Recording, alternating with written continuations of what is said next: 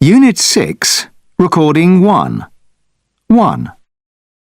I think the price to go to college is just ridiculous. I was lucky enough that my parents helped me out and that I got a loan, which I'll have to pay for the rest of my life. But like one of my best friends, she is an amazing student and she wanted to go to art school, but she can't because the fees are too high. And I think that putting a limit on people for education because of money is completely unfair. 2. Yeah, the thing I just think is wrong because it is this amount of exams that they have to study for kids when they're so young. I mean, you know, kids are kids. Kids have to play.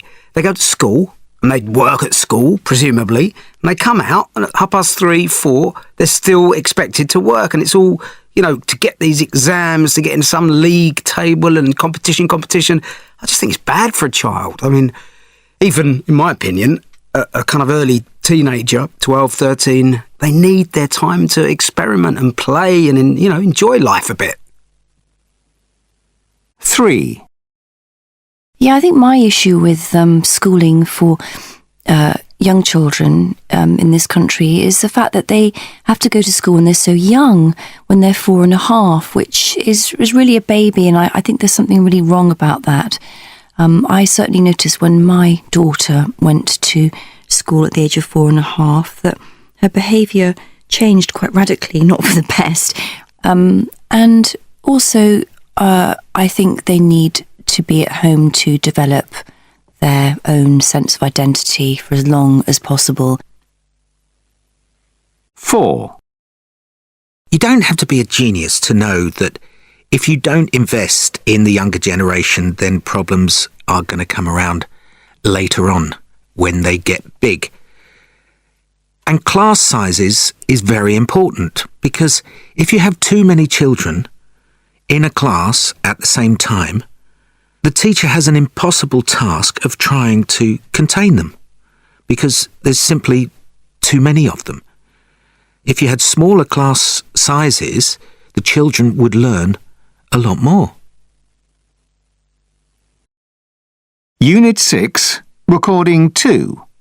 1.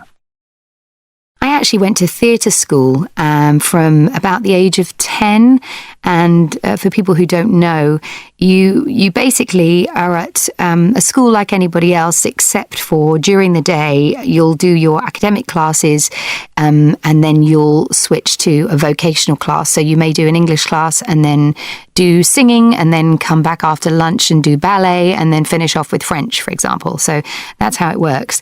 I didn't board there.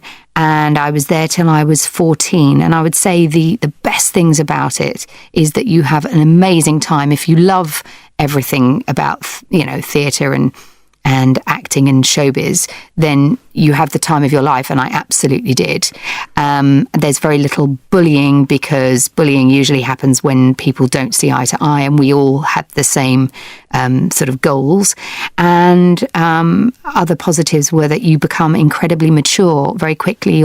You're earning money for what you do, so your friends at normal schools are doing what normal kids tend to do, and you'll be working professionally instead of doing a school show. You'll be getting paid for yours, and I generally found that was a really good thing. It makes you grow up. On the other hand, you could criticise it for being perhaps too worldly wise and making you too grown up too quickly, perhaps. I know that some people felt that they lost a bit of their childhood and, you know, worrying about work and getting auditions. There's plenty of time for that. So that was one thing. And I think also that some children were there that didn't really want to be there. Their parents wanted them to be there. And that's kind of awful.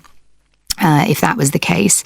And I also think that you can argue that in some of these schools, your education suffers a little bit because really everybody's far more interested in the singing and the drama and the dancing than they are doing their English and maths and stuff. So I think that about sums it up. 2. So, yeah, my education was quite unusual compared to other people, perhaps, because I went to boarding school. and I actually went to boarding school from the age of 8.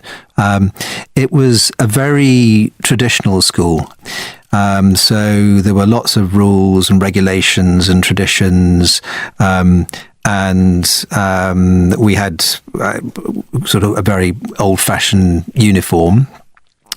There was a lot of it was a very, very busy schedule. We had almost no free time at all. There were classes all through the day, and some afternoons there was sport or there was music, and at the weekends we also had things like we had classes in the Saturday morning. Usually sport in the afternoon. And then on Sunday, we used to have the church service, and then there'd be more music. So probably the only bit of free time, long bit of free time that we ever got was on a Sunday afternoon. But I enjoyed it, my time there. I mean, I look back on it very fondly. I made lots of very good friends there, and I think it helped me certainly to become very focused on goals and that sort of thing, and to deal with busy schedules. So overall, I have very fond memories. Unit 6, Recording 3. 1. So I went to a bilingual school growing up, a French-American school, actually. And when I came to the school, I was 5 years old, and I didn't know how to speak French at all. My parents aren't French, and I'm fluent in French today, thanks to the school. So in that respect, I think a bilingual education is fantastic because children learn languages so much more easily when they're young. And it was wonderful because we had subjects in English and in French. So there was a lot of work, but I feel like I had a very well-rounded education as a child. Also, a lot of my friends were from different countries. It was quite an international school. So I feel like today I have all these friends from all over the world, which is fantastic. The minus side to it was that my parents are actually not French. So I felt a little bit, given that I was the only Polish person there, from a Polish-American background. But other than that, I'm really grateful that I got to experience such an education. 2. So I went to several quite different ordinary schools, and I didn't fit in very well at any of them. And so when I was 11, my parents decided to try educating me at home instead, and I actually really thrived on it. They taught me some subjects and they set the overall pattern, but an awful lot of it was self-directed. And I never actually went back to school as such. I went on to some night classes and a sixth form college to get some qualifications eventually. But what I really learned on my own, I mean, it was great being able to dive into the subjects that really interested me and not having to just do them to the official level. But what I really learned was how to learn, how to make myself teach myself. And that's actually been incredibly valuable. As I work in a technology job, which is changing all the time, I'm actually still using that ability long after all the actual subject matter doesn't matter that much. So for me, I think it was great. But I did meet some people through it who was a bit aimless, I think. As for things that could have been a bit better, I had plenty of friends because I'd been to various different schools, but I didn't really meet people outside my circle of friends.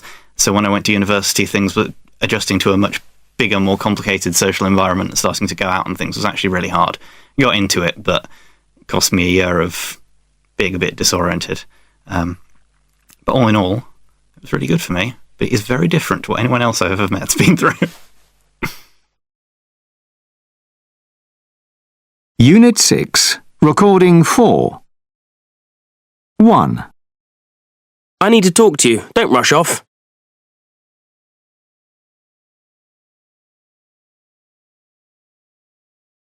2. You're walking far too fast for me. Can't you slow down?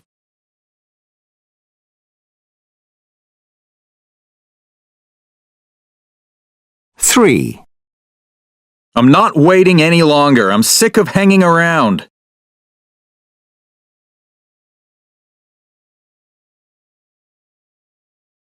4.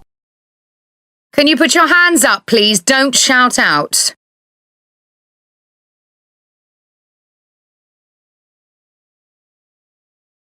5. We need to get moving, guys. Eat up.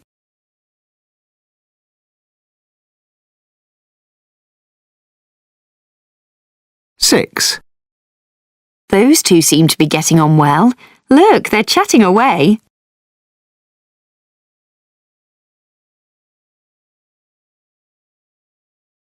7.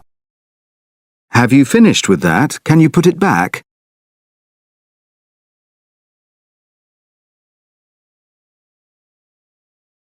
8. OK, everyone, get out your pens. Write this down.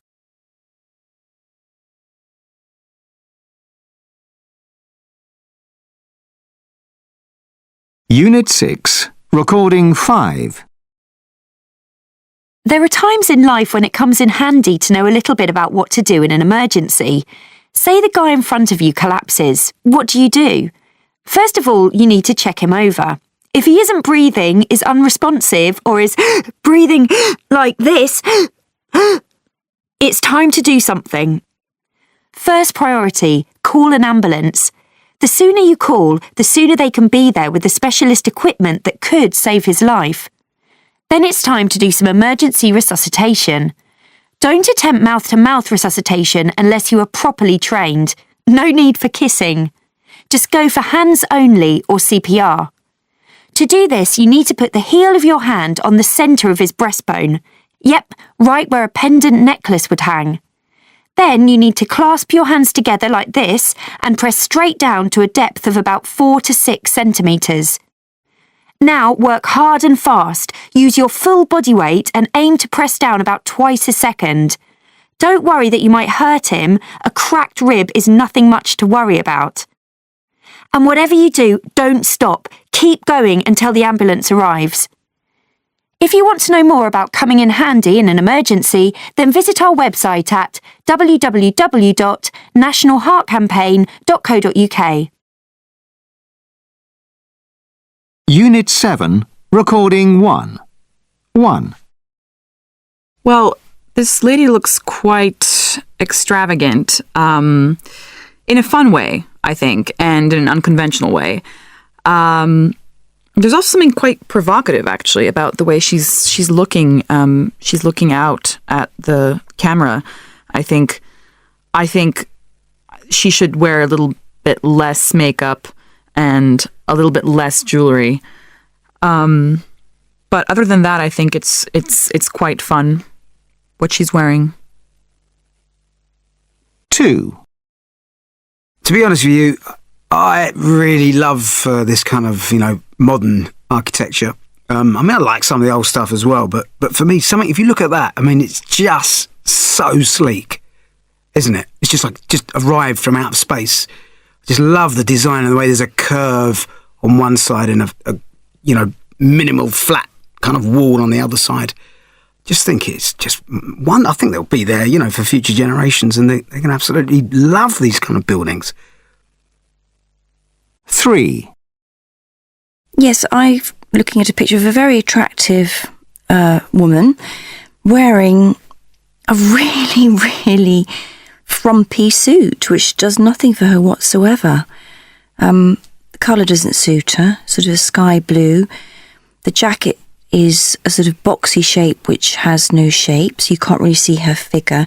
And she's wearing white stilettos, which, I was always raised to believe that white stilettos were a bit tacky, really. So I think she's going for something sophisticated, but I don't actually think it works in this instance. So I think she would look better in something entirely different. In fact, it makes her look older than she probably is. 4. Well, I love him, but this picture is not the best that I've seen of him. It's not the usual clean-cut image that I expect. In fact, he looks rather scruffy in it, which, doesn't work for me at all. I'm not into messy looks. I like something a bit more refined and sophisticated and elegant. 5. Well, it's abstract. It's an oil painting, heavy use of oils with broad, brash brush strokes. It's not to my taste, to say the least, but it would probably fetch an exorbitant amount of money. But it is very garish and looks like the work of a 5-year-old. 6. I absolutely love this design. I think it's a real classic, and it's so fantastic to see them come back in a way, especially as they're often digital radios. But they look just like the ones, the vintage ones that my grandma used to have when I was little, I remember. So yeah, I'm a real fan. I think it really, really works. 7. Oh, I see. I don't like this this fashion for grown women, and this lady looks to be, maybe 30-something, wearing the top of a 5-year-old with a hideous kitten on the front of it. Yeah, I just think it's a sort of twee, childish look, which I think is best left for children, really. Unit 7, Recording 2. A.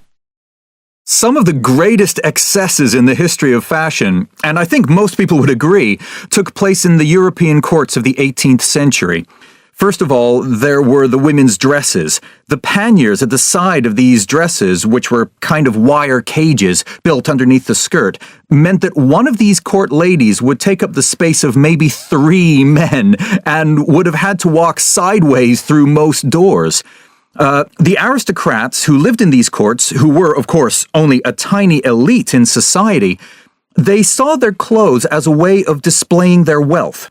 They dressed in a lavish way to show off their economic status, and, of course, their clothes showed that they didn't have to work or do anything practical. And then there were the vast powdered wigs worn by both men and women, though I do think some of the stories told about them are, in fact, exaggerated. I don't know, for example, if many people really had mice living in their wigs, or if people really slept in a seated position because of their wigs. But the story of a wig with a model ship built into it is certainly a true one. That really did happen. What is rather strange is that when Americans and Europeans of this period traveled to Japan, they found the fashion among wealthy Japanese men for wearing their ponytail stuck to the top of their head, samurai style, very strange. They wrote about it in their diaries. It didn't seem to occur to them that their own preference for enormously tall wigs must have looked pretty weird too. B.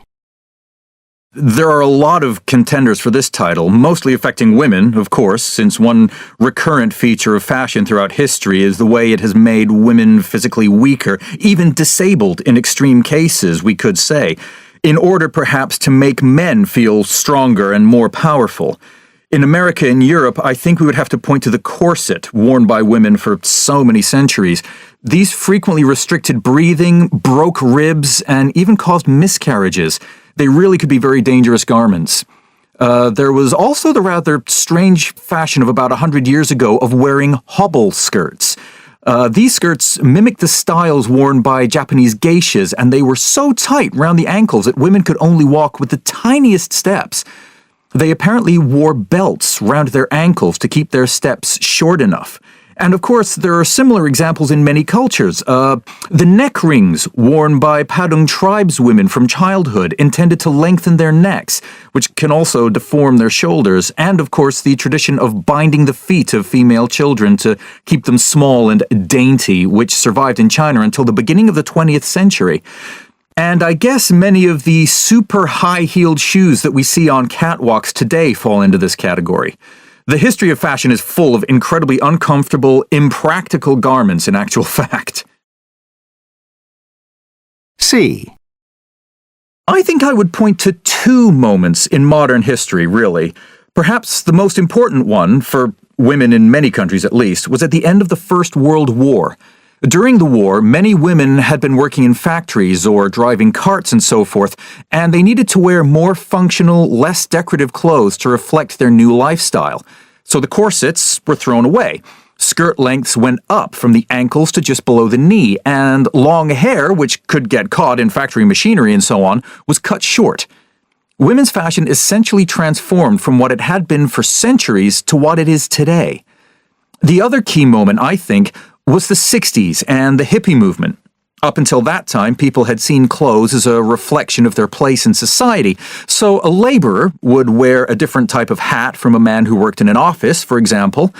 But from the hippie era onwards, people began to see clothes much more as a way of expressing who they were, a way of expressing their individuality by growing their hair, wearing bright colors, or whatever they felt like. And that is something that has remained with us to a greater or lesser extent, I think. D. Oh, I'm spoiled for choice here. I can think of so many. In recent years, I would probably pick out hanging pants. You know, that charming fashion for young men, or mostly young men, to wear their jeans so low that you can see their undergarments. I mean, how's that going to look in 20 years' time, really? Another trend I hate is wearing big glasses frames without any lenses in them. Very pretentious in my view. What else? Leggings for men. That is not a good look in my book. Oh, and another thing I have seen on the catwalks recently, which I really don't like, is the fashion for wearing mega high heels with ankle socks. Again, I don't think we'll look back on it in 10 years' time and think, wow, that was cool. But really, there are so many examples that I could go on and on. E. It's generally reckoned that fashions make a comeback roughly every 20 years, that they're usually at their most outdated about 12 to 15 years after they were originally in. As to why, I don't know if I can answer that question. I would like to say that it's usually the most elegant and classical styles that get recycled, like those of the 50s and early 60s, and we definitely do see those styles coming back again and again. But some of the ugliest fashions also make a comeback. Platform shoes, for example, which seem to come back into fashion time and again, or jumpsuits, or shoulder pads. I think the truth is, if you wait long enough, every fashion will come round again. So maybe we'll be seeing those low-hanging pants again one day. Ha! Unit 7, Recording 3. What were the weirdest fashions in history? Some of the greatest excesses in the history of fashion, and I think most people would agree, took place in the European courts of the 18th century. First of all, there were the women's dresses. The panniers at the side of these dresses, which were kind of wire cages built underneath the skirt, meant that one of these court ladies would take up the space of maybe 3 men and would have had to walk sideways through most doors. The aristocrats who lived in these courts, who were, of course, only a tiny elite in society, they saw their clothes as a way of displaying their wealth. They dressed in a lavish way to show off their economic status, and, of course, their clothes showed that they didn't have to work or do anything practical. And then there were the vast powdered wigs worn by both men and women, though I do think some of the stories told about them are, in fact, exaggerated. I don't know, for example, if many people really had mice living in their wigs, or if people really slept in a seated position because of their wigs. But the story of a wig with a model ship built into it is certainly a true one. That really did happen. What is rather strange is that when Americans and Europeans of this period traveled to Japan, they found the fashion among wealthy Japanese men for wearing their ponytail stuck to the top of their head, samurai style, very strange. They wrote about it in their diaries. It didn't seem to occur to them that their own preference for enormously tall wigs must have looked pretty weird too. Right.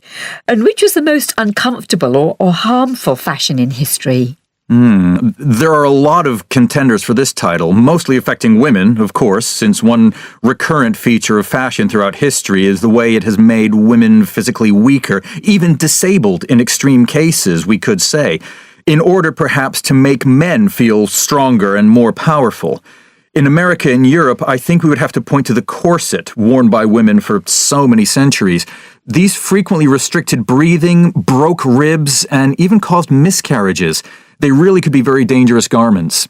There was also the rather strange fashion of about 100 years ago of wearing hobble skirts.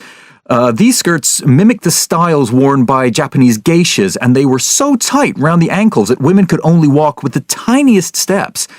They apparently wore belts round their ankles to keep their steps short enough. And of course, there are similar examples in many cultures. The neck rings worn by Padung tribeswomen from childhood intended to lengthen their necks, which can also deform their shoulders. And of course, the tradition of binding the feet of female children to keep them small and dainty, which survived in China until the beginning of the 20th century. And I guess many of the super high-heeled shoes that we see on catwalks today fall into this category. The history of fashion is full of incredibly uncomfortable, impractical garments in actual fact. What was the biggest moment of change in fashion history? I think I would point to two moments in modern history, really.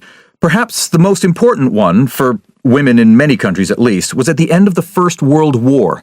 During the war, many women had been working in factories or driving carts and so forth, and they needed to wear more functional, less decorative clothes to reflect their new lifestyle. So the corsets were thrown away. Skirt lengths went up from the ankles to just below the knee, and long hair, which could get caught in factory machinery and so on, was cut short. Women's fashion essentially transformed from what it had been for centuries to what it is today.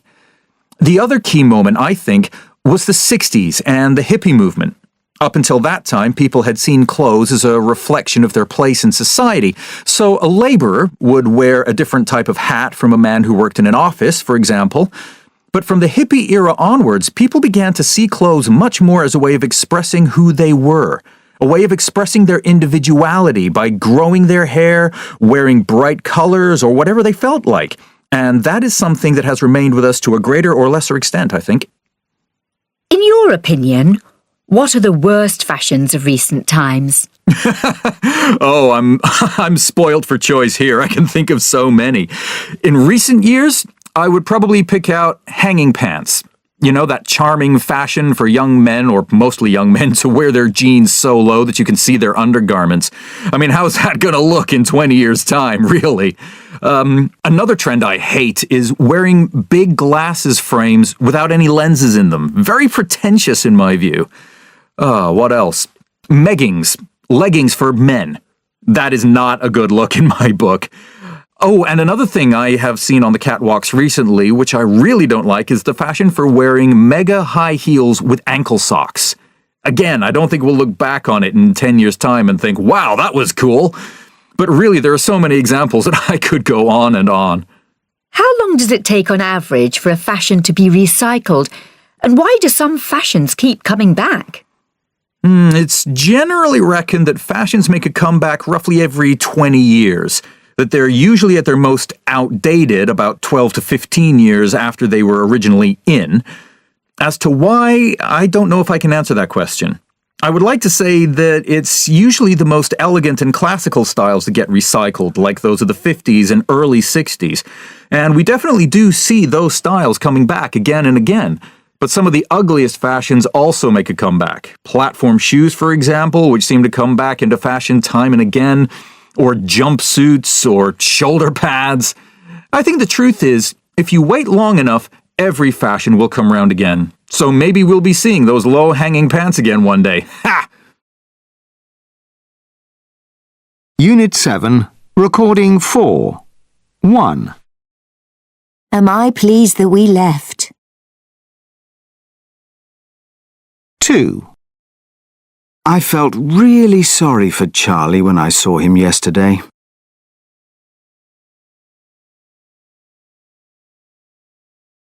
3. This flat is a mess. I do think you have a responsibility to help with the housework.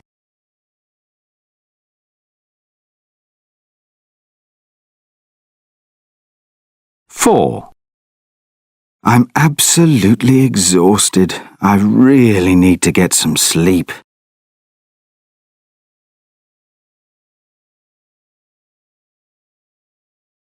5. I'm sorry, but the way Gina behaves does annoy me.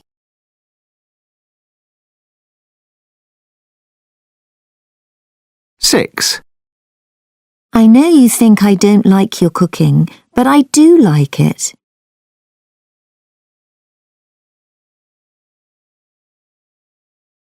7. I was definitely relieved when the day was over.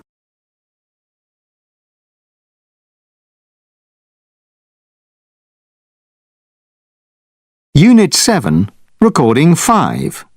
1. Can you identify this common effect?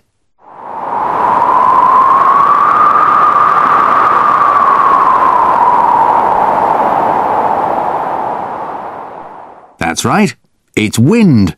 But have you ever wondered how these things happen? 2. Is it okay if I use your photocopier? I just need one copy. Free. It's over there, just by the coffee machine. 3. Henri obviously isn't happy with that decision. He hasn't said anything, but he's giving the referee a very dirty 4. Die Hard 10. See it now at a cinema near you. Original track available from all good record stores. 5. Well, this to me is the problem of modern-day politicians. They don't have real policies. Instead, they just give us bites. To me, they're treating the public like fools. I mean, what do they really think? 6. It's going to be the party of the year. It'll be fantastic. We've hired 20 Elton John likes to serve the drinks. And that's not all. We've also got about 700... 7. Now, I know you're in love, but that's no reason to marry the girl when you've only known her for a few weeks. Before you leap, that's what they say. 8. It's a Wonderful Life, starring James Stewart, is still one of the most popular good movies of all time and is often shown around Christmas time. 9. Why not give us a call here on 94.5 FM Chat Radio, and we're giving you the chance to off about any subject you feel strongly about. 88300 is the number, and our first caller is on the line. 10. Well, just look at that, an Olympic gold medal at the age of just 18. And she looks absolutely delighted, doesn't she? She must on top of the world as she waves to the crowd and then... 11. I think it's very important that all the employees in this company up to me. I am their boss, after all, and I think I deserve their respect. 12. Here on Chat Radio. And we're discussing today's news that the Prime Minister has resigned. Charles Lowe, what's your view on this? Well, to be honest, I have mixed about it. Obviously, I'm very sad on the one hand, but on the other hand, I think this is a great opportunity for us all. Unit 7, Recording 6. 1. Write down the name of a famous person who has a very good look-alike.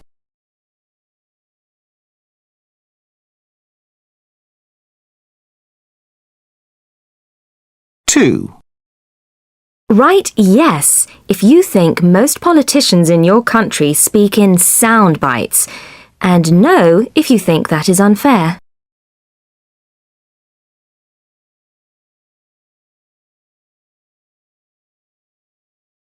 3. Write down anything that would help to make you feel on top of the world.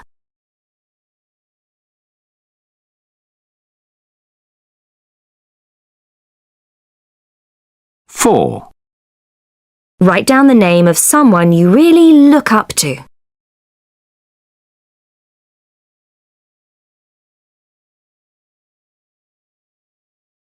5. Write yes if you have a tendency to sound off about things you don't like, and no if you usually keep quiet.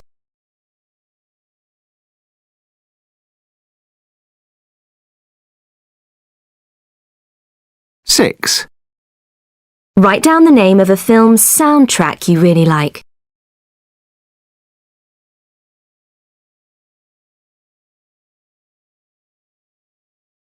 7. Write down the name of a famous person you have very mixed feelings about.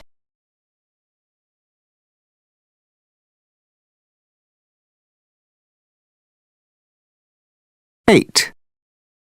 Write good if you think you are good at giving people dirty looks, and not good if you're not. Unit 7, Recording 7. 1. I love hip-hop music. I think it's such a cool form of music to dance to, just to listen to on your own.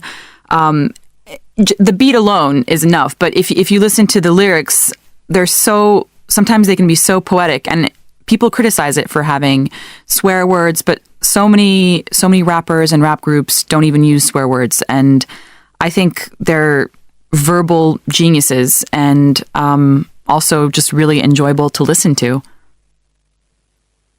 2. Now, the thing is, right, is that you pay a lot of money to go and watch football, right? And we're looking at one of the best leagues in the world. These players are paid a fortune. We pay money to go and watch them, and then you get some idiot referee comes along, doesn't know what offside is. Give goals to teams that haven't scored, and sometimes it goes over the line by at least 2 or 3 yards, and because it's at a big club, they don't give the goal. It's disgusting. I mean, I'd think they're bribed, half of them, to be honest. I mean, they say it's all no corruption in the English game. I think it's a load of old nonsense. 3. There's one thing that really gets on my nerves. It's this sort of worship of the monarchy and royalty in this country. I fail to understand why there aren't, riots on the streets when you see the amount of money and privilege and assets that these people have. And it seems very odd to me that it's the poorest people very often who are the ones that idolise them the most.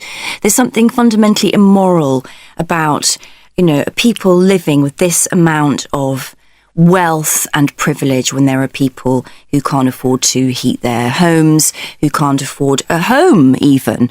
And it makes me absolutely furious. It really does. 4. Last week, I was reminded of how much I absolutely love theatre.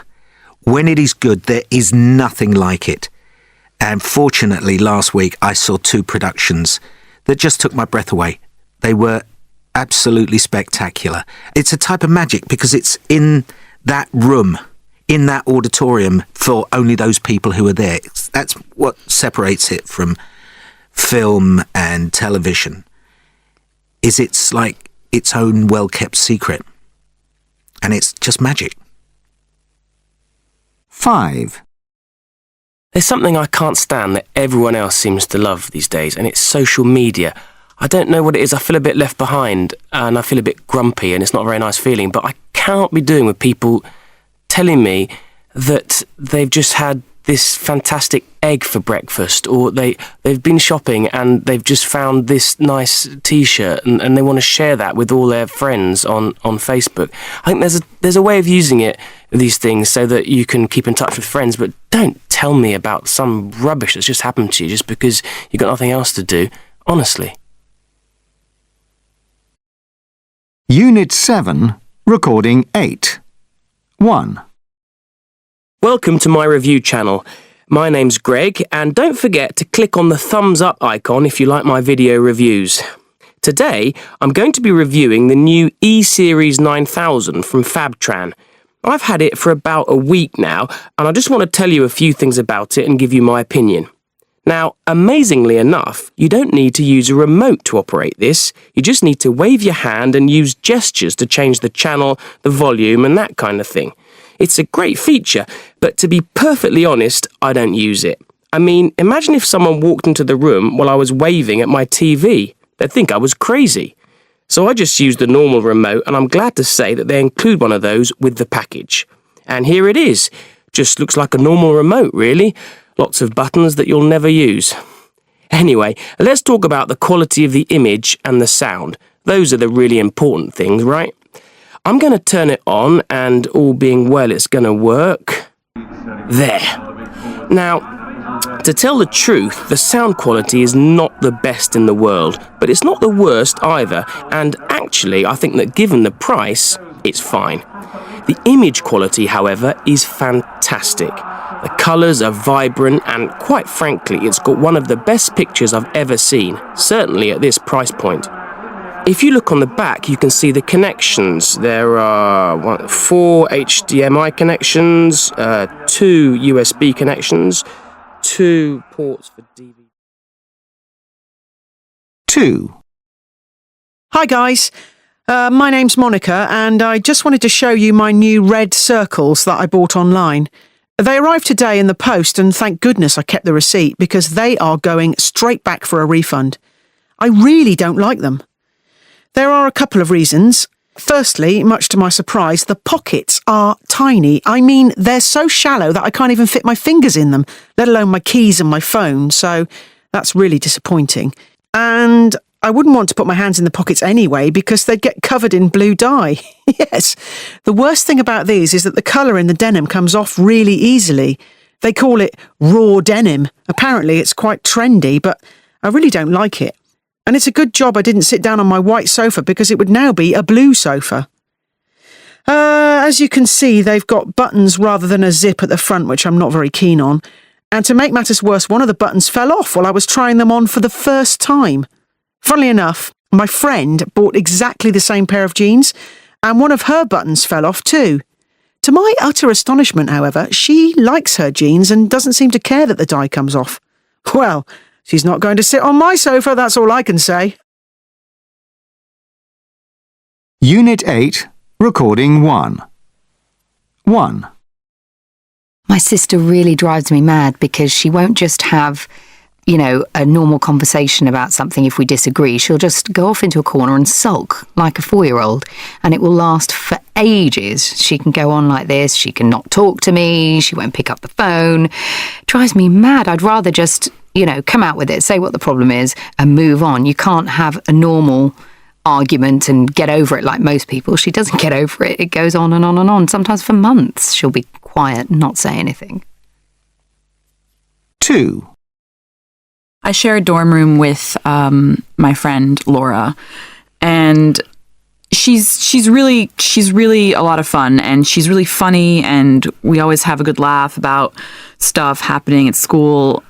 The only problem is that she never stops talking. I mean, I love talking as well, but after a long day of classes, and then I also have a part-time job, I sometimes just want to come into the dorm room and relax or do work or just chill out on my own and listen to music or something. And she's just always there, and she always wants to tell me everything she's done in the day, which I'm glad to hear sometimes, but not all the time. Just every single thing she's done that day, every single, thing she ate. It's just like, I don't need to know every single detail going on in her life. And I hate to say this, but I just really wish she would shut up sometimes, just at least for a few minutes, so I can think.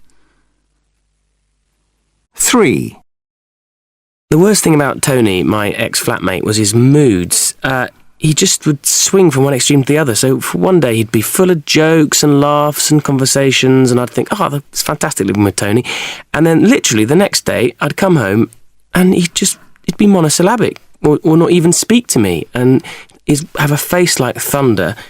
And I felt like maybe I've done something wrong. Have I offended him? Have I, is my room too messy or something? And I couldn't be doing with it. You never knew where you stood with him. 4.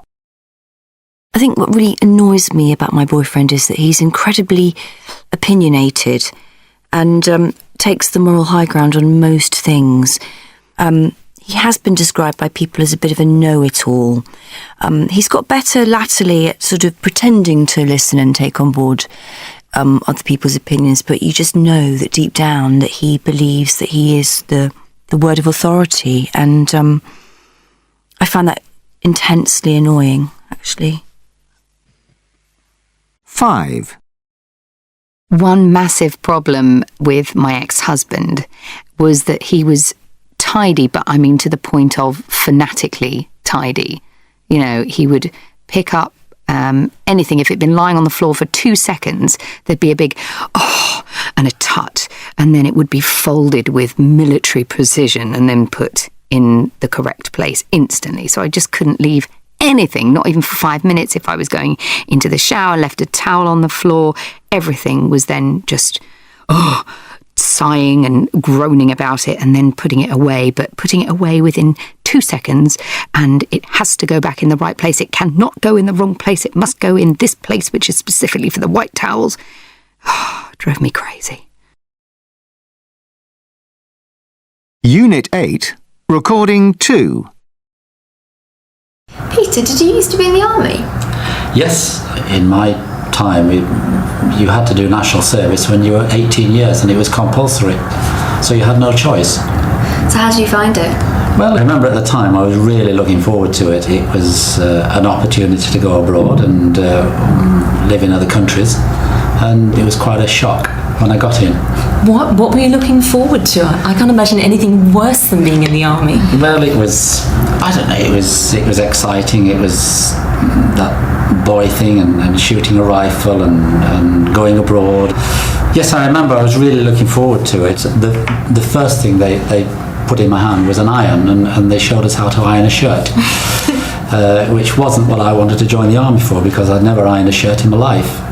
And then the next thing they did was they showed us how to sew a button on a shirt and how to darn a hole in a sock.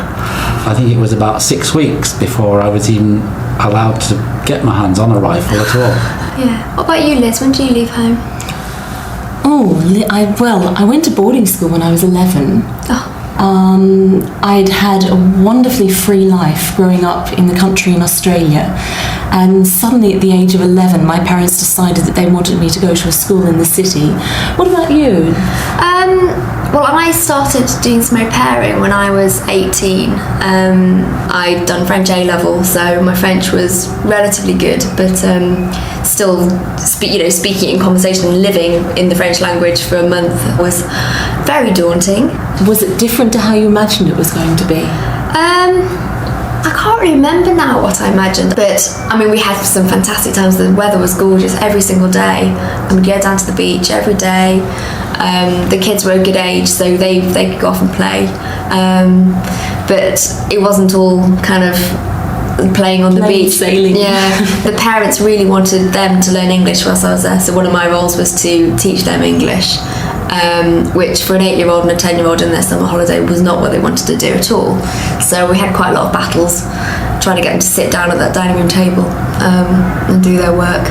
But what was it like? What was it like actually just living in a place that you hadn't been to before, with a family that you didn't know, and living under somebody else's rules? It's difficult. Being an au pair, you're told what to do. You're there, you're getting paid.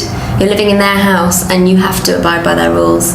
I don't like being told what to do, and to be told to go and put on the milk, to sweep the floor, to put the washing out, I find quite hard work. But after a couple of weeks, you get to know the routine, so you start doing those kind of things yourself without having to be told. But I did have moments when I just kind of stormed up to my room and shut the door, because at 18 I was still quite young, I was still quite inexperienced, and I found it quite difficult to deal with that. Well, I suppose that's something that you had to do as well, didn't you? Live under the rules of the army at 18. That must have been... Yes, that's right. Yes, the discipline was very, very hard. But there's another story that I remember about being in the army, because suddenly we found ourselves in a long hut with about 30 beds, with a short space between each bed. And from all walks of life, we came from everywhere, and the man opposite me, he was a huge man, and he was one of these people that you avoided eye contact with, because if you so much as glanced at him, he looked as if he was ready to attack you. And he had this thick Elvis Presley style hairstyle, and on the second day we were marched to the barber shop to have a haircut, and they just cut the whole lot off. And I remember him standing outside afterwards, and he looked like an overgrown schoolboy, and he was crying. There was tears were running down his cheek, and he was quiet for about 2 days, and then after that you couldn't have met a nicer person. he did everything, he joined in everything, and he was really completely different. So it's just his hair gave him an ego. Perhaps that was his way of coping in an alien environment. Could be. As well. Yeah, How do you feel about having your head shaved then? I mean, did you... Well, they didn't actually shave it. They gave us what was known in those days as a short back and sides. But did you feel like you lost your individuality? Yeah, because that was the whole idea, to make you work as one unit, so that if they shouted jump, then 30 men jumped at the same time, because that was the whole objective, to discipline people and to make you an effective force. How did that affect you? How do you feel about it now, looking back? Well, at the time, it was a bit scary, but looking back now, I think it was a good time. How boarding school affected me? Well, I said earlier it made me a really independent person. Yeah. And at the time, I hated it. I hated the rules, I hated the regulations, but it did, as I said, give me independence. But it also made me quite a conscientious person, because I got used to studying. And I think as a result of that, I developed into a very different person at the end of the day than I would have done had I stayed in Australia and living my free life in the countryside. So I suppose looking back, I'm very grateful that my parents made that decision to send me away, but certainly I didn't feel that when I was 11. Unit 8, Recording 3. 1. I'll just take your coat for you. 2. I was so annoyed I just tore up the letter and walked out. 3. I'm just looking, thank you. 4. The weather was just perfect for my birthday party. 5. These shoes are just what I need. 6. I'll just be a few minutes and then we can go. 7. Look, I've just found that receipt you were looking for. 8. Lunch is just a sandwich. I hope that's okay. 9. Would you mind just holding this for me, please? 10. I've just got enough money to pay.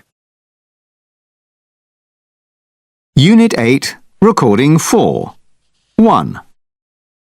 Annie loves her new job. I think it's given her a sense of security at last. 2.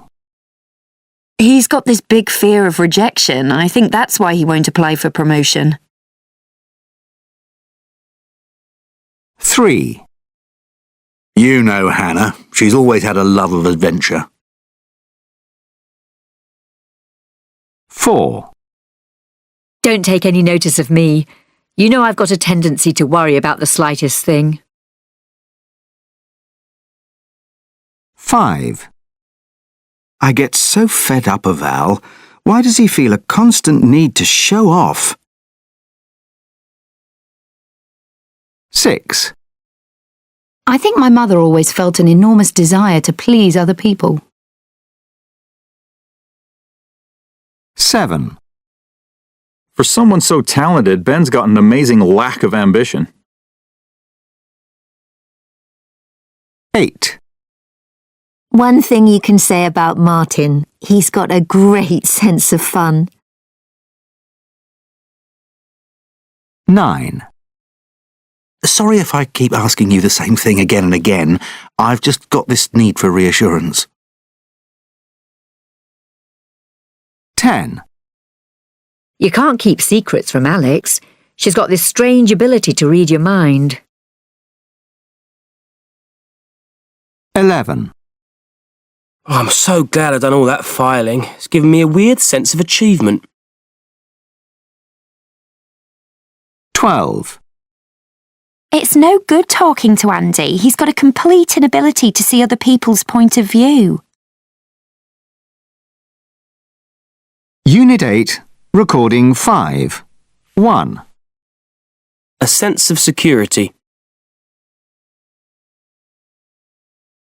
2, A fear of rejection. 3, a love of adventure. 4, A tendency to worry. 5, A need to show off. 6, A desire to please. 7, A lack of ambition.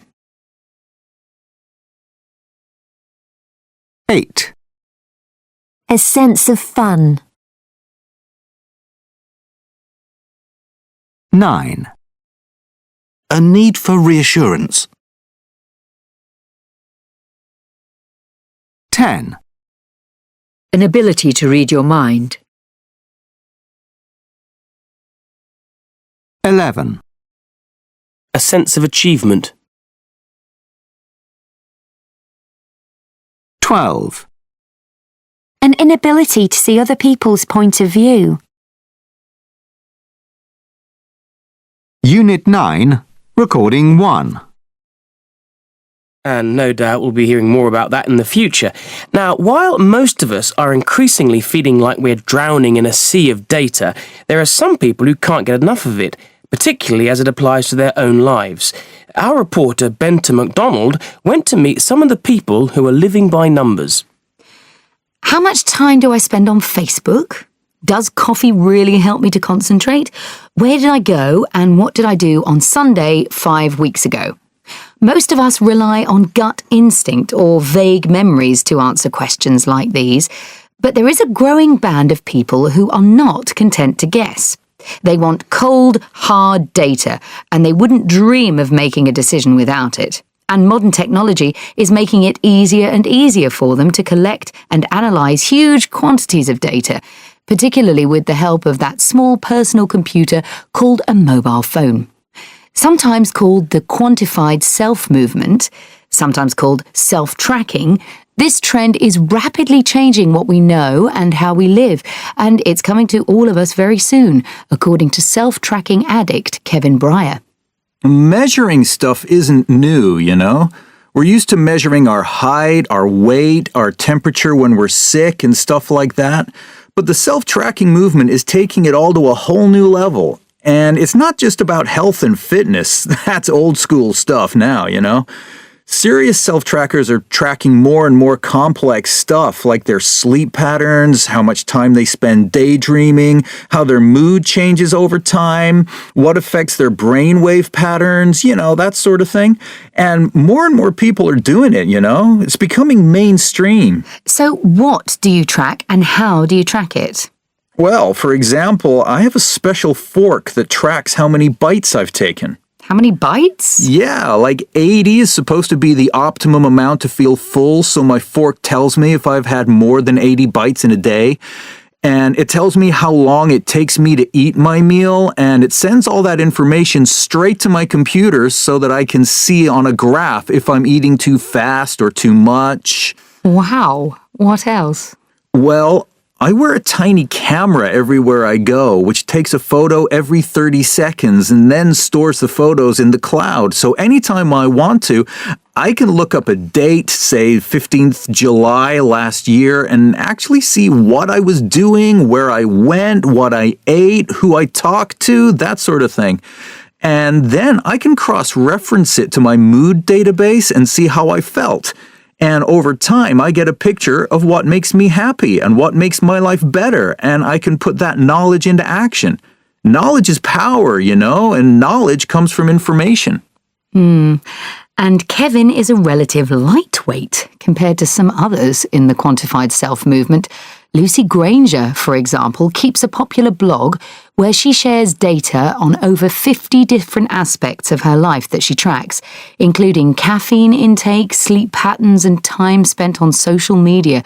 She even keeps a database of all the thoughts and ideas that she has, each one dated and tagged so that she knows not only what she was doing 5 years ago, but also what she was thinking about.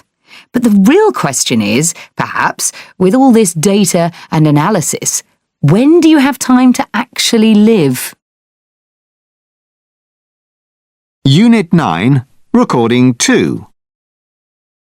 Following on from Benta MacDonald's report, we have two guests in the studio to debate the merits of the quantified self movement. Roger Acton, a journalist, blogger, author and committed self-tracker, and Charlotte Marling, artist, winner of the Turner Prize, and vociferous anti-self-tracker. Charlotte, why are you so against tracking? Isn't it true that the more we know about ourselves, the better? Yes, of course it is, but you have to learn useful things about yourself. The trouble with self-tracking is that you learn nothing useful about yourself and you waste a lot of time. I mean, apart from the money spent on buying tracking devices and the time spent collecting the data, you then have to spend hours looking at the data in order to learn anything. And what do you learn? That you've spent 3 hours daydreaming or you've had 90 mouthfuls of food. How does that help? I think it helps a lot, actually. If I find out that I'm eating 90 mouthfuls of food, then probably I'm overeating, and that's not healthy. And if I'm spending 3 hours a day daydreaming, then I'm not being very efficient, so I need to change. That's exactly the problem, you see. People like Roger believe that everything can be reduced to numbers. It's just a typical male obsession with data, like collecting information on football teams. Actually, a lot of self-trackers are female. The point is... And I don't like football. The point is, if I spend all my time collecting and analysing data, then when am I supposed to actually live?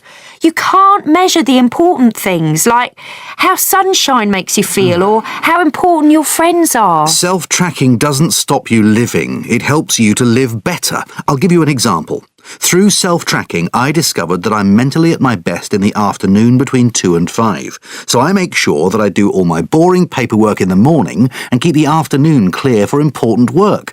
That's made me much more efficient. It's made me a better person. What would make you a better person is to spend more time with your friends and family and not with your spreadsheets and databases. Do you spend too much time tracking and not enough time enjoying life, Roger? No, not at all. Self-tracking is a social movement. There are quantified self meetings in over 100 cities all over the world.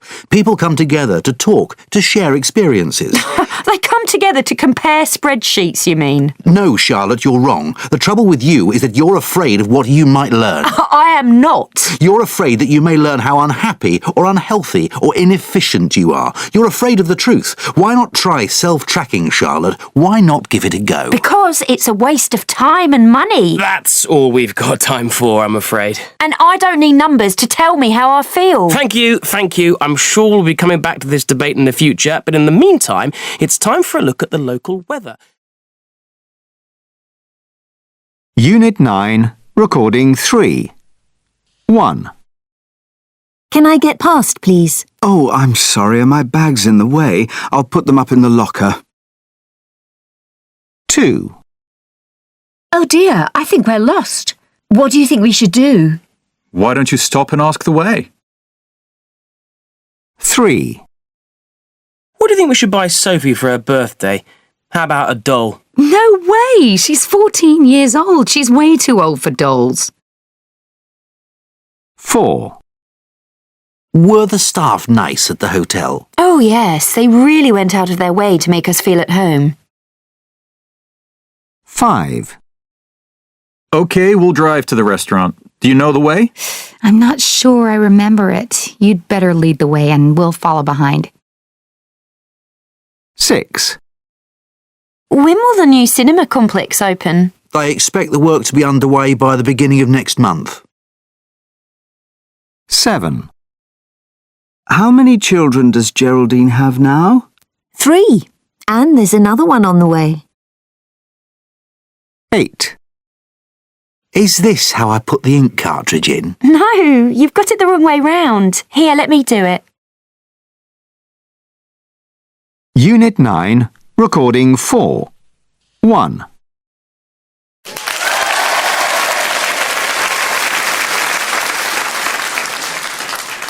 My invention is something that I often imagine because, like a lot of people, I quite often mislay everyday objects and I spend a lot of time hunting for them, especially when I'm just about to leave the house, which of course often makes me late.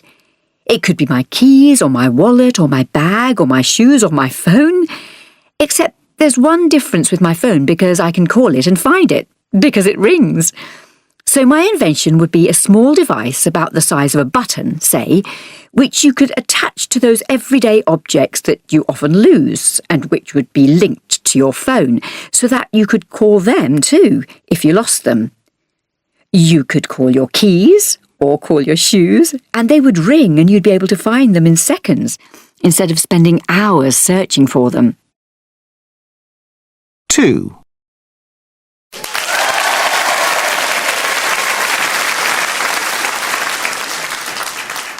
In an age when society has so many problems with obesity and stress, I think the idea of having a play area for adults makes perfect sense. It would be much more convenient and fun than going to the gym. There would be climbing walls and adult-sized swings and slides, all of which would be really good for building up muscles, using up calories and getting rid of stress. And you could have trampolines, which again are fantastic exercise and really good fun. I think it would appeal to people of all ages, from teenagers to pensioners, men and women. And more importantly, people wouldn't have to make a special decision to go there and change into special clothes like they have to do when they go to the gym. They could just use it whenever they felt like it, just for 5 or 10 minutes as they were passing. It would be a great way of socialising too, much healthier than meeting people for a meal or film, and much more fun too. I think they would soon become hugely popular and spring up in parks everywhere. 3.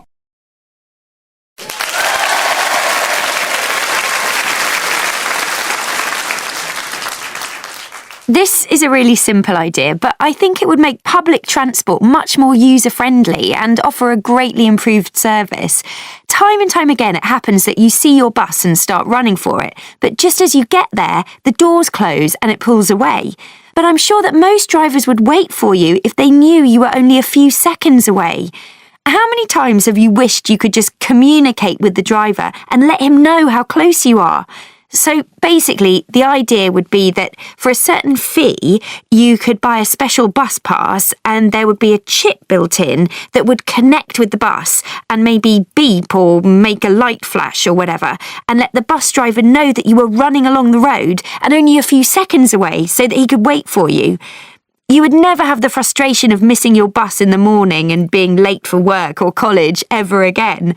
I really think this could make a lot of money for bus companies and make passengers' lives a lot easier. 4.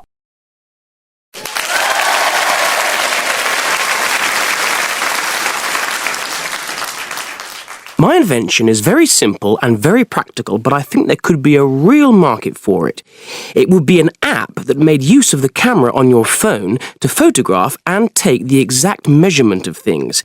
Its main use would be when you go shopping. If you're buying a new cupboard, for example, you could take a photograph of the space where you want to put it with its measurements. Then when you get to the shop, you could take a photograph of the cupboard and you would know straight away whether or not it would fit. Or if you were shopping for clothes, you wouldn't need to spend hours trying on different sizes because, let's face it, sizes vary dramatically from shop to shop. You could just photograph the garment, then compare it with your measurements, which you would keep stored on the app, and then just try on the garments that were the right size, saving yourself a lot of time. As I say, I think there's potentially a real market for this. I believe it could catch on in the same way sat-navs have. If you think about it, it's potentially just as useful. 5.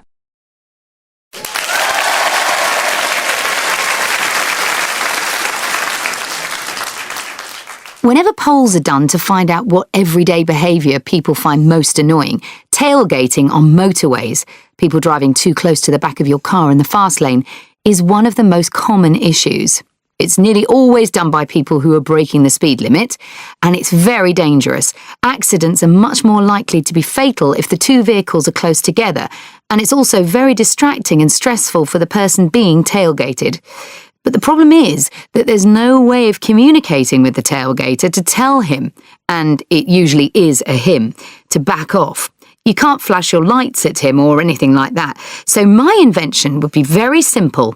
It would be a sign that lights up on the back of the car and says, "Keep your distance," with maybe a sad face that changes to a smiley face when they go back to the correct distance.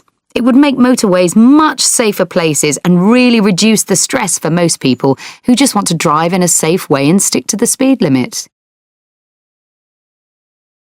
Unit 9, Recording 5. 1.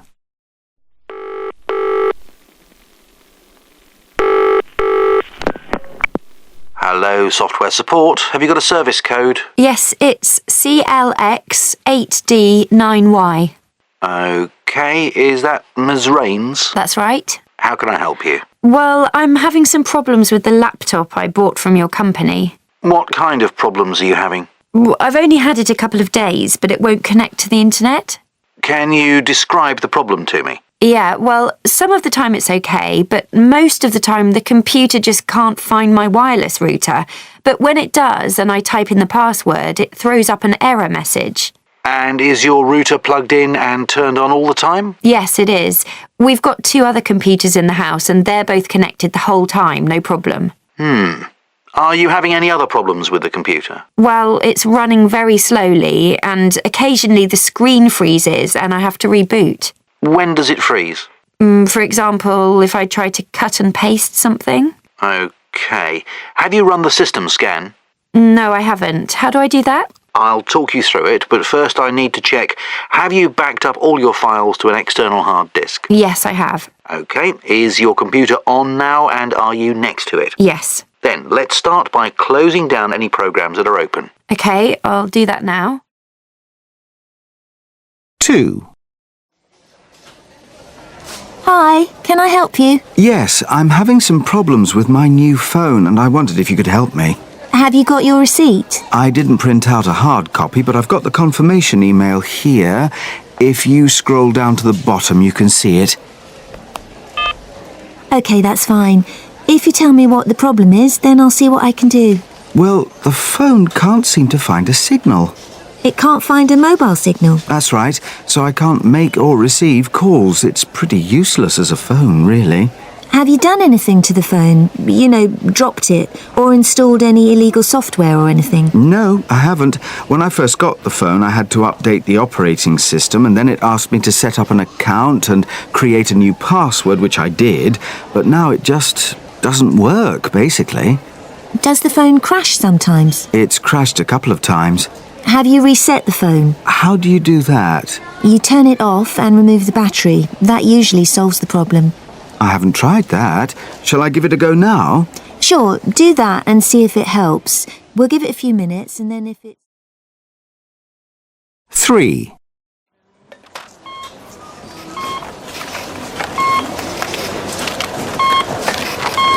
That's £2.95 altogether, please. I've only got a 20, I'm afraid. That's fine. Sorry. The drawer's jammed. I can't open it. I'll have to call my manager. Mr. Walsh! Yes, Lucy. The cash till seems to have broken again. I think the drawer's jammed this time. Okay, let me have a look at it. There's a latch under the drawer, and if you release the latch, then it should open. Great, thanks. Oh, what do I do now? The screen is blank. Nothing's happening. I'm so sorry, madam. This till is very temperamental. That's okay. Lucy, press clear. Is anything happening? Nothing. It's dead as a dodo. Hold down clear and press delete. It's a process of trial and error sometimes. Still nothing. Okay, turn it off and turn it on again. Oh, that's better. You'll have to scan everything again. Okay. Sorry, madam. Could I rescan the items in your bag? Sure, here you are.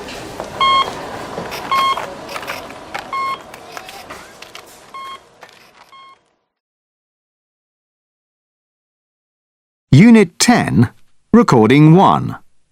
A. This is the true story of an undercover police officer who fell in love with the people he was supposed to be spying on. Names and some details have been changed to protect the identity of those involved. John Kay grew up on the outskirts of Leeds.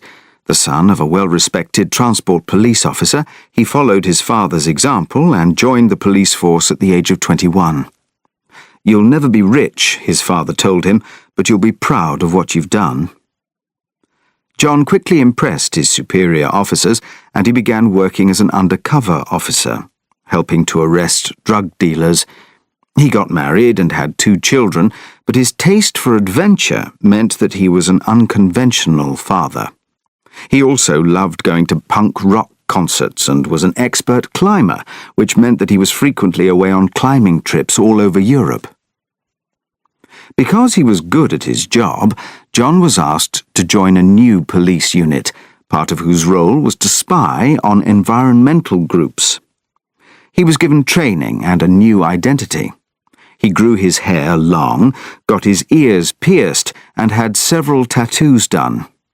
He learned to be vegan, and when he was ready, started to infiltrate the activists. It wasn't easy to be accepted at first, but John's experience as a climber proved very useful, as the group frequently climbed towers and tall buildings in order to hang protest banners. Slowly, the other protesters came to know and trust John. They nicknamed him Johnny Cash because, unlike many of them, John always seemed to have as much money as he needed. For his part, John was sympathetic to the environmental movement and what it was trying to achieve. Many of its members were people much like him, and he justified his job by telling himself that he wasn't harming the protesters by spying on them, quite the opposite, in fact. By providing the police with intelligence on their activities, he was helping to protect them. He felt that if the police knew what the activists were planning, they could make sure no one got hurt. It wasn't long, however, before John began to question this view and wonder which side was right. Unit 10, Recording 2. In Edinburgh in 2004, John joined thousands of other activists at a protest. To protect his identity, local police were not told that an undercover agent was present. As the protesters pushed forward, John, who was at the front, found himself under attack. He was hit by a police baton. One of his fellow protesters jumped in to protect him and was also hit. Battered and bruised, John left the protest in a state of confusion. The intelligence he was providing was supposed to prevent violence happening, but instead he had been attacked by his police colleagues and protected by the people he was spying on. It wasn't easy to understand. It was also becoming increasingly difficult for John to reconcile his 2 lives. Every few weeks he returned home to see his wife and children, but he was a different man from the one his wife had known. He grew vegetables in the garden, refused to eat meat, and eventually he and his wife became estranged. They stayed together for the children, but their marriage was effectively over. Around this time, John also fell in love with a woman in the movement. They became inseparable and spent as much time together as possible. Being in love, John found it difficult to lie to her about his true identity. Despite this, his career was going well, and his senior officers were pleased with the intelligence he was giving them. The final straw, however, came in 2009, when John was asked to secretly record a group who were planning to shut down an oil refinery. John was torn, because many of the protesters were his friends, and he knew that his evidence might send some of them to jail. Reluctantly, he agreed.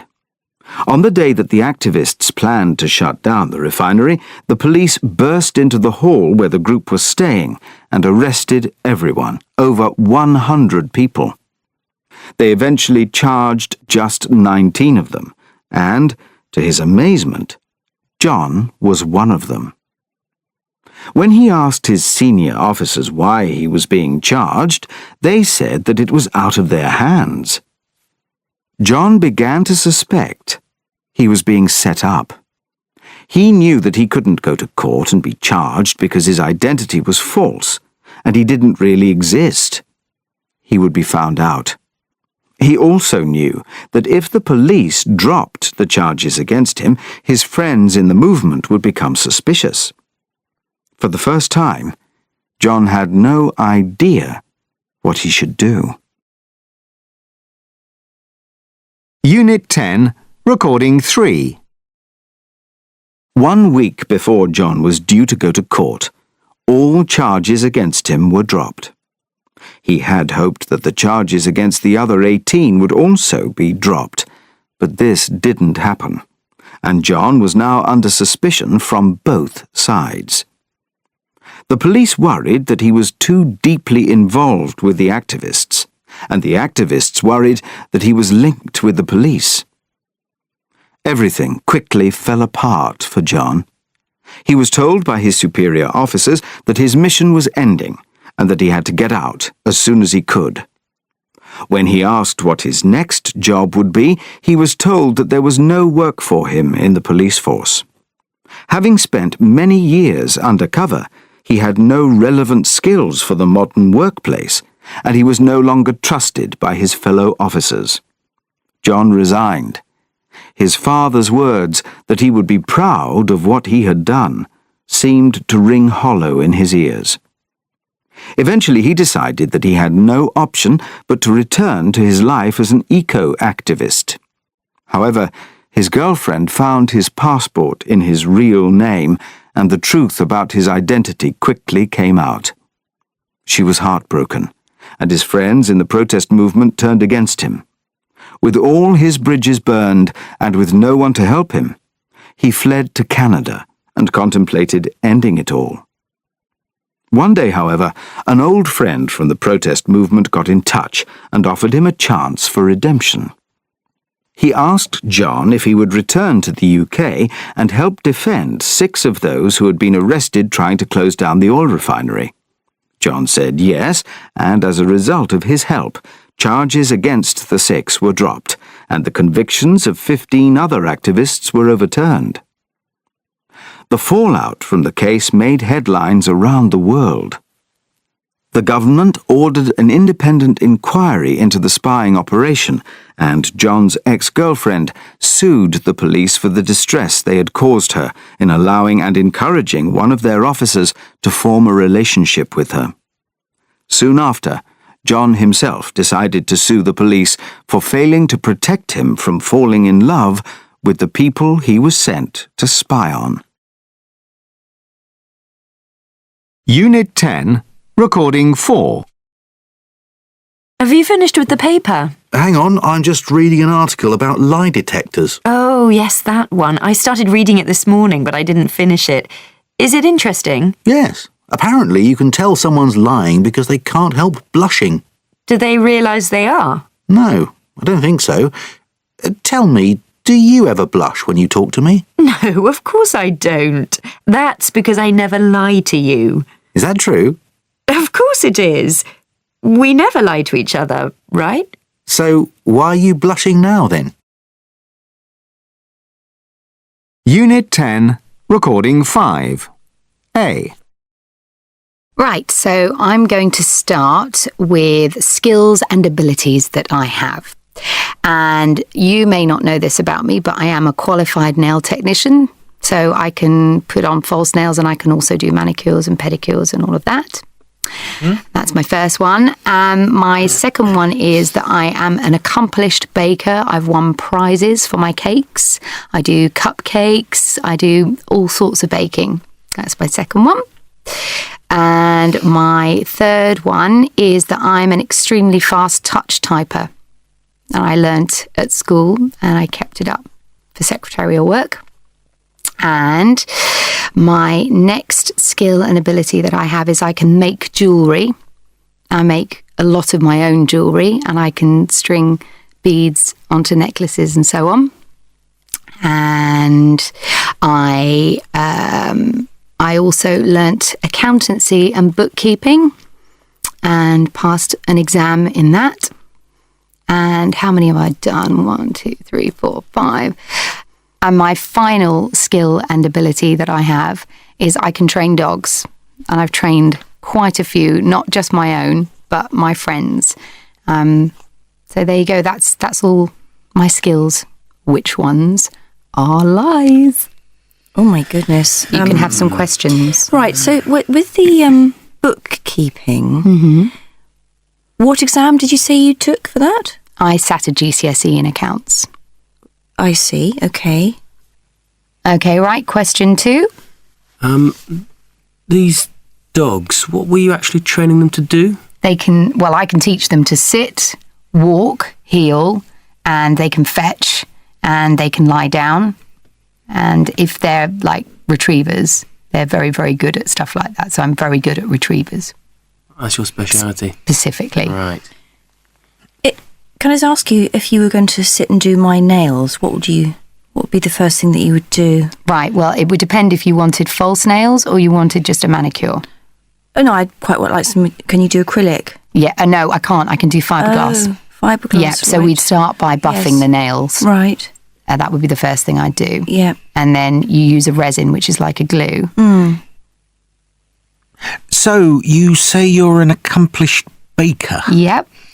And did you train for this? And if so, which college did you go to? Well, in truth, I didn't train for it formally, but my mother was a supreme baker and she won loads of competitions. So she trained me up. I see. For about a year. Okay, that's 4 questions. You've only got 1 question left. Who is going to ask me something? I was wondering about the touch typing. Do you know how many words you do per minute? 45. 45 words per minute. Yep. That's your lot. Any ideas? So what do you think, guys? Tricky. She was very convincing about nails, I have to say, wasn't she? And also convincing about the typing. Yeah, there was no hesitation on the dogs. I was less convinced. I was a bit wishy-washy. What do you think? I agree with that, and I thought the making jewellery was slightly wishy-washy. Yeah, do you think? And the baking, she's far too thin to be an accomplished baker. Right. So, we reckon dogs is in like. Do we think? Are you going for that? I don't know. No. Jewellery then? I didn't buy the jewellery. I didn't buy the jewellery, so that's okay. Jewellery, that's it. Jewellery is one thing. The dogs, I wasn't convinced that she's a dog trainer. I would say bookkeeping. Maybe. What is the other line? Jewellery, dog. Yeah, I'm happy to go with that. Okay. Shall I tell you how many you've got right? Yeah. You've got 2 right. Not bad. What are they? There's still a lie there. So I didn't train dogs. I don't know how to do that at all. And I don't make jewellery. No, okay. So, but I did take a GCSE in accounting. Right. It's the nails then. No, the nails. She was. Well, no. Do you not? No, she no. No, because it takes more than an hour to do that. Does it? Oh. She sounded pretty convincing to me. Come on, you got 1 left. What were the other things? We've got baking, Yeah. touch typist, nail technician. Oh, I'll go for nails if you think that's the. You know more than me. She sounded pretty convincing to me, but if you're sure. Is that what you're going for? I am a trained nail technician. Oh! But I haven't won awards for baking cakes or anything. Yeah, you see. Yeah. I didn't train. B. Okay, so I'm going to tell you what I did last weekend. My wife and I went up to Newcastle for a 24-hour visit, so it was pretty quick. But we got on the train at about 9 o'clock and had a very good journey up there. And we went to stay in this hotel, and we got chatting to the receptionist, and she said it was a bit of a quiet night, so she upgraded us to the honeymoon suite, which was frankly gorgeous. We went out to have a look at Tynemouth Festival just outside Newcastle. There's this fantastic music festival going on. The bands were pretty good, but really what I liked most was the ice cream on sale there. They had this little authentic old-fashioned ice cream seller selling ice creams for £1, which frankly you don't see very often these days. That evening we had a huge meal, a really lovely meal in a restaurant, and then got the train home the next day. The trouble with the train home was that typically there were delays. There were some problems with the signalling or something, and we ended up having a 4-hour journey back to London, so a bit of a shame at the end there. Any ideas? Okay, I thought I was very subtle myself. Yeah, well, we'll see about that. Okay. So what were your top 3 bands at the music festival? Well, believe it or not, there was a band called Aswad, which you may remember. They're quite old. The other band I really liked were they were called The Calling, I believe, but they're a local band, kind of a funk outfit. They were pretty good. I can't really remember the other names of the bands, but there were some very good ones. There was a kind of sort of Caribbean sounding band which I really liked. Great. Okay. What about the name of the restaurant? The name of the restaurant was called The Bahulish, and it was it was very dark, very trendy. But people are there telling us that's where all the footballers go to eat. So we felt quite posh. But it was a very, very nice meal. Okay. And how would you describe the bathroom in the honeymoon suite? Opulent. They were sort of gold taps, and it wasn't so much as a bath, it was more like a jacuzzi. It was absolutely gorgeous. I could very much get used to that. And how long was your journey to Newcastle? Up there, 2 hours, 20 minutes. To come back, 4 hours. Okay.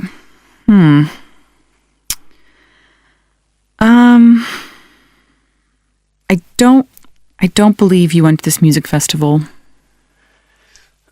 Rumbled. Yeah, we were actually on the outside of it only, and yes, I knew I was stuck there when you asked me the names of the bands. Okay. Good work.